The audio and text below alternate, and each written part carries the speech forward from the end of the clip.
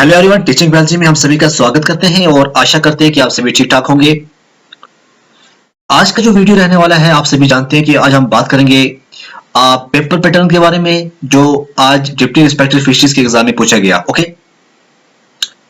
तो आज का वीडियो थोड़ा हमने लेट बनाया। इसमें लेट बनाने के पीछे जो मकसद है वो क्या है कि हमने तकरीबन 100 प्लस जेके एसएसबी एस्पायरेंट से हमने बात की, उनसे बात करके उनसे जाना कि क्या कुछ कमियां रही इस एग्जाम्स के अंदर। और जहां तक हमने प्रिपरेशन करवाई थी पिछले 1.5 साल से हम जो है प्रिपरेशन करा रहे हैं आपके लिए, फिशरी के लिए। ओके, तो आपके साथ डिस्कस करेंगे। डिटेल डिस्कस करने से पहले हम आपको बताएंगे कि जो आज डिप्टी इंस्पेक्टर फिशरीज का जो एग्जाम रहा, इसको 2 शिफ्टों में रखा गया था। एक शिफ्ट मॉर्निंग में थी और दूसरी शिफ्ट थी आफ्टरनून। मॉर्निंग शिफ्ट की बात करें, जिन बच्चों ने मॉर्निंग शिफ्ट में एग्जाम दिया वो बच्चे बहुत ज्यादा ही परेशान हाल हैं, क्योंकि उनका ये कहना है कि जो सिलेबस दिया गया है डिप्टी इंस्पेक्टर फिशरीज का, यानी उस सिलेबस के अंदर 12 यूनिट हैं, लेकिन जो एग्जामिनर था जिसने पेपर सेट किया था उसने सिर्फ और सिर्फ 5 या 6 यूनिट्स को ही टच किया था। और जो इंपॉर्टेंट हमें लग रहा था कि इससे बहुत कुछ पूछा जाएगा, ऐसा कुछ भी नहीं पूछा गया। उसके बाद हम बात करें जो सेकंड शिफ्ट में एग्जाम हुआ और उन बच्चों से हमने बात की, वो बच्चे कुछ हद तक सेटिस्फाइड हैं।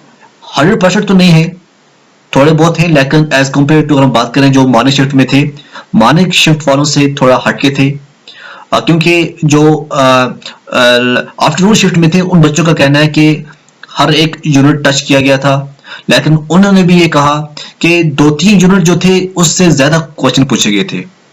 तो कुल मिलाकर हम बात करें, चाहे शिफ्ट फर्स्ट हो या सेकंड हो, जैसी एक्सपेक्टेशंस थी वो आगे निकल कर नहीं आए।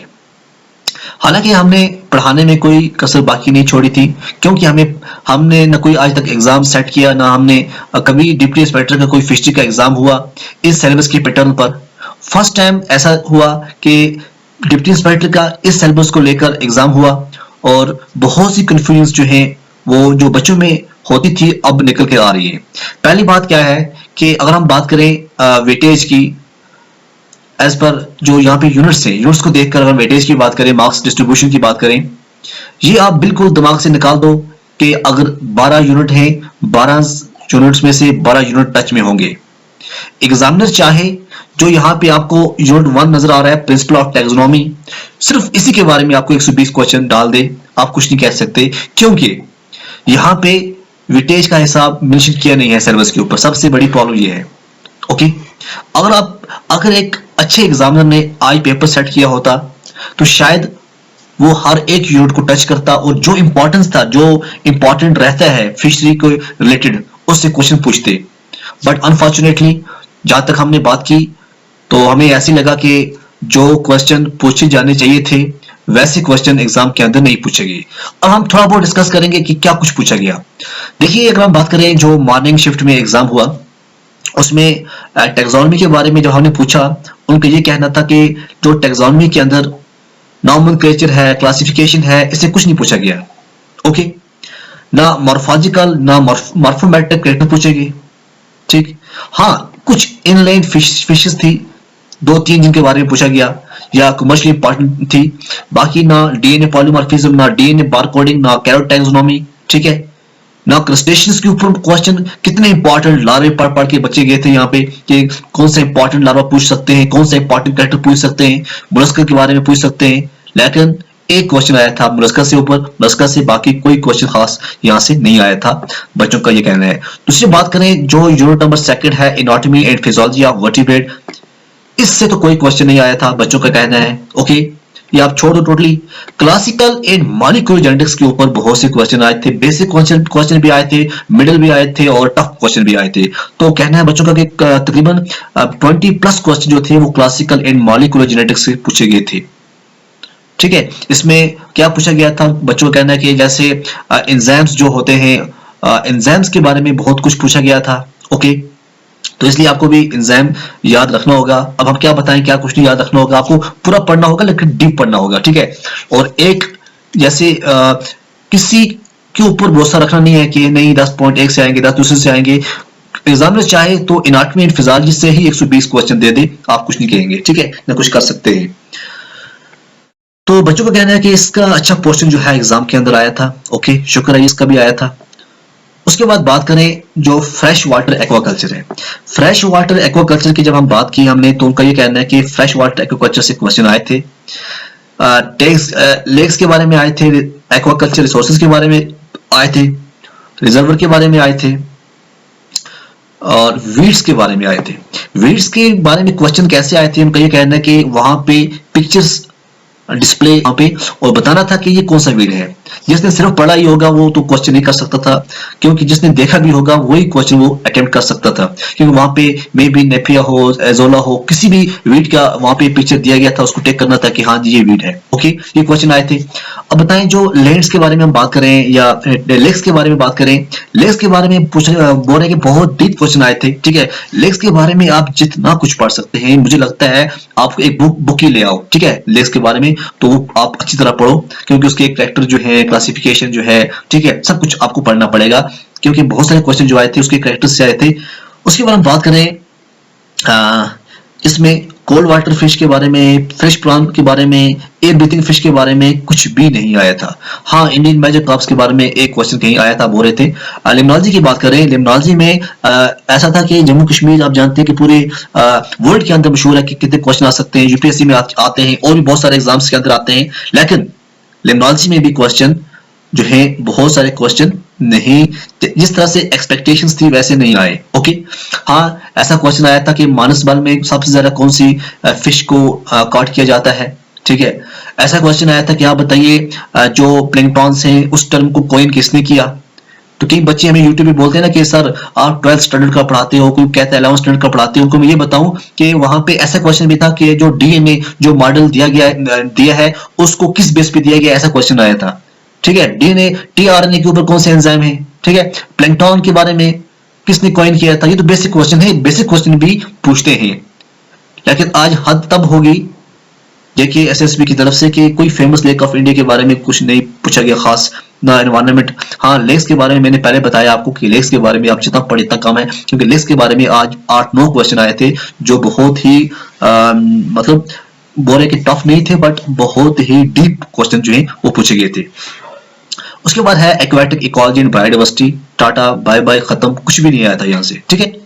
जो एक्वाटिक इकोलॉजी बायोडाइवर्सिटी है, तो ना कुछ लेगून्स के बारे में, ना इकोलॉजिकल निच के बारे में, ना स्पीशीज डाइवर्सिटी के बारे में, ना एक्वाटिक डाइवर्सिटी के बारे में, ठीक है। तो हाँ, इंटरनेशनल कन्वेंशन जो भी इंपॉर्टेंट है जो आपने पढ़ी होंगी उसमें से क्वेश्चन तो नहीं आया था। हाँ, एक क्वेश्चन आया था इंटरनेशनल कन्वेंशन के ऊपर, वो था कि जो यूनेस्को, ठीक है, उसको जो हेरिटेज क्लाइमेट और हेरिटेज पे कुछ कन्वेंशन हुई थी, उस पर बताया जा रहा था कि आप बताइए जो फिशरी है क्या उसके अंदर आती है या नहीं आती है। बस ये क्वेश्चन पूछा गया था, जो कोई एक्सपेक्ट कर ही नहीं सकता कि ये क्वेश्चन भी एग्जाम में आएगा। जो बड़े बड़े अच्छी जो कन्वेंशन थी, ठीक है ना, वो कुछ भी यहाँ पे नहीं पूछी गई थी। ओके, उसके बाद बात करें फिश न्यूट्रिशन एंड बायोकेमिस्ट्री। बहुत से बच्चों ने फोकस किया था फिश न्यूट्रिशन के ऊपर, बायोकेमिस्ट्री के ऊपर, लेकिन बायोकेमिस्ट्री से बहुत क्वेश्चन आए। ओके, बायोकेमिस्ट्री से तकरीबन यहाँ पे कहना है कि 10 क्वेश्चन यहाँ से पूछे गए, लेकिन फिश न्यूट्रिशन से कुछ भी नहीं, नथिंग।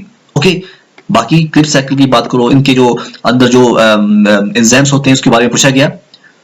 उसके बाद करें तो हिल स्ट्रीम फिशिंग की बात करें। हिल स्ट्रीम फिशिंग में उनका कहना है कि कुछ ड्रेनेज पैटर्न के बारे में एक क्वेश्चन था।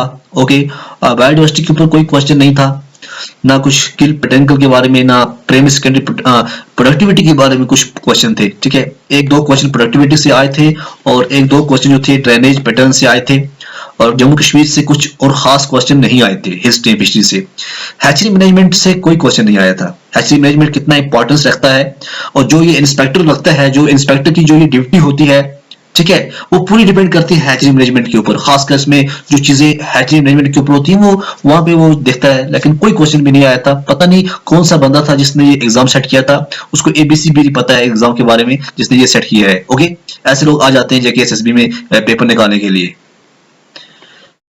देखो कितना बड़ा टॉपिक था, और बच्चों ने एक हफ्ता एक महीना लगा के हैचरी मैनेजमेंट पढ़ रहे थे, ठीक है, लेकिन अफसोस की बात है कोई क्वेश्चन नहीं आया।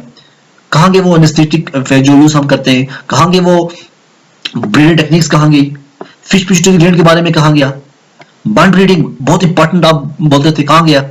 ठीक है, ये मेरी गलती नहीं है, ये जेकेएसएसबी की गलती है भाई, ठीक है, जिन्होंने ये एग्जाम ऐसा पैटर्न जो पूछा है। ओके, उसके बाद बात करें स्पोर्ट फिशरी। दिन में 100 बार कॉल आती थी, सर स्पोर्ट फिशरी के बारे में कुछ डालो, कुछ डालो, कुछ डालो। अरे बाबा क्या आया? कुछ तो नहीं आया ना, नथिंग, कुछ भी नहीं आया यहां से। जिन्होंने टाइम लगा के पढ़ा वो गया ऐसे ही। Fish preservation, processing and value addition, देखिएगा सिर्फ जो 11 चैप्टर है इससे तकरीबन पूरा पेपर 30% था कहना कि fish preservation, processing, value addition में डीप जाके और ऐसे ऐसे वो डायग्राम्स वहां पे शो हो रहे थे कि जो कभी किसी ने देखे भी नहीं होंगे। तो डायग्राम को बताना है ये कौन सा डायग्राम है, ये कौन सा नई चीज है, नई मोटर है, ठीक है ना। तो हर एक जो भी प्रोसेसिंग में मशीन लगती थी वो फोटो वहां पे चढ़े थे। वैल्यूएडिशन के ऊपर भी क्वेश्चन बहुत सारे बने थे, फिश प्रिजर्वेशन के ऊपर भी बहुत सारे क्वेश्चन बने थे। अब बात आ गई जी फिश डिजीज के बारे में, जो बच्चे बहुत ज्यादा मेहनत कर रहे थे और करते भी क्यों नहीं, ये बड़ा इंपॉर्टेंट रहता है, फिश डिजीज के बारे में बहुत ज्यादा इंपॉर्टेंट रहता है। लेकिन फर्स्ट हम बात कर रहे हैं फर्स्ट वालों की, जो जिनका फर्स्ट मॉर्निंग में पेपर था, कुछ क्वेश्चन भी नहीं आया, कोई क्वेश्चन भी नहीं आया इससे, फिश डिजीज से। अब जिन्होंने इतना टाइम लगा के ये पढ़ा है, तो इसमें हम ये कहेंगे कि सबसे बड़ी जो नाकामी है वो ये है कि जो ऐसे लोग आगे लगाते हैं पेपर निकालने के लिए, उनको एबीसी भी नहीं आती है, उनको पहले ट्रेनिंग दे दो क्या कुछ पेपर निकालना है। अब इसमें क्या होता है, जो इसके जो मेन जो प्रॉब्लम्स हैं, ठीक है ना, वो क्या है कि बच्चे अगर साल लगाकर 6 महीने लगाकर पढ़ते हैं, अकॉर्डिंग टू सिलेबस पढ़ते हैं, ठीक है। अब एक बंदा वहां से आता है, कोई 1 यूनिट 2 यूनिट तैयार करता है, वही अनफॉर्चुनेटली वही आ जाते हैं 2 यूनिट, गया वो बेड़ा पार हो गया। या कोई तुक्के आगे, तुक्के भी लग जाएंगे ना, वो लगाते हैं, वो भी पास हो जाएंगे। तो इसमें बड़ा नुकसान है उन बच्चों के लिए जो बच्चे बहुत मेहनती हैं, और जिन बच्चों ने भी मेहनत की थी, बहुत से बच्चे जो हैं वो नाराज हैं जेकेएसएसबी से। हालांकि हमने आपको पूरी गाइडेंस की, जितनी गाइडेंस हम तक हो सकती थी हमने कोशिश की। अब की बार इंशाल्लाह हम आपको बिल्कुल जिस तरह से पेपर हुआ होते हैं, किस तरह से पेपर होगा, कैसे होगा, अब बिल्कुल डीप जाके हर एक एक क्वेश्चन की हम बिल्कुल डीप से पढ़ेंगे, हर एक कॉन्सेप्ट क्लियर करेंगे, ताकि आपके आगे आने वाले जो एग्जाम होंगे, मुझे नहीं लगता है जिन बच्चों ने एग्जाम दिया है कि वो दोबारा कभी फॉर्म भरेगा, क्योंकि ऐसी एक्सपेक्टेशंस पूरा टाइम निकाल के, जान निकाल के, सब कुछ यहाँ पे नींद हराम करके कोई जाता है जेकेएसएसबी के इम्तिहानात में, तब जाके वहां पे ये सिला मिलता है। तो कौन बच्चा कहेगा, तो बच्चे कहेगा तो हमें चाहिए नहीं नौकरी, ठीक है ना। तो कोई बात नहीं है यार, आप टेंशन मत ले लो, पढ़ो अच्छी तरह से, मेहनत करो, इंशाल्लाह मेहनत का फल मिल जाएगा। आई होप कि जेकेएसएसबी जो है कुछ अच्छा करेगी, ठीक है। और आप प्लीज मेरे नीचे एक लिंक शेयर करता हूँ, उस लिंक के ऊपर आप अपनी डिटेल जो है वो शेयर कीजिएगा, ठीक है, कि आपने कितने पॉइंट्स जो हैं आपने वहां पे आज एग्जाम के अंदर स्कोर किया है, ठीक है। उसके बाद मैं देखूंगा, देख के कल या परसों बताऊंगा कि क्या कुछ कट रहने वाला है इस जेकेएसएसबी फिशरी के एग्जाम में। हालांकि ज्यादा हमने बात की, हमने पेपर के बारे में पूछा, हमने पूछा क्या है। अब मैक्सिमम जो बच्चियां हैं या बच्चे हैं, उनका जो रेंज है वो है 60 to 80, ठीक है। 60 to 80 के रेंज में बहुत सारे बच्चे हैं, इसी रेंज के अंदर वो बच्चे जा रहे हैं, ठीक है। और बात करें कुछ 1-2 बच्चे हैं जो कहते हैं कि हमारा 100 क्रॉस है, ठीक है ना। 1-2 बच्चे हैं जो कहते हैं कि 100 क्रॉस है, बाकी जो हैं कोई भी नहीं कहते 100 क्रॉस है, सब कहते हैं कि 60 to 80 मींस 60, 65, 70, 75, 80 भी बहुत कम है, जरा 60 टच करते हैं। तो देखो उस हिसाब से हम देखेंगे, आप नीचे हमें फीडबैक दीजिएगा, मगर प्लीज बिल्कुल सही बताइएगा, ठीक है, क्योंकि हम आपके जो पॉइंट हैं डिस्प्ले आगे करने वाले नहीं है किसी को आगे, हम सिर्फ एनालिसिस करेंगे कि क्या कुछ पॉइंट रहने वाले हैं, ठीक है ना। तो आप देखते रहिए टीचिंग बिहार जी, तब तक के लिए खुदा हाफिज।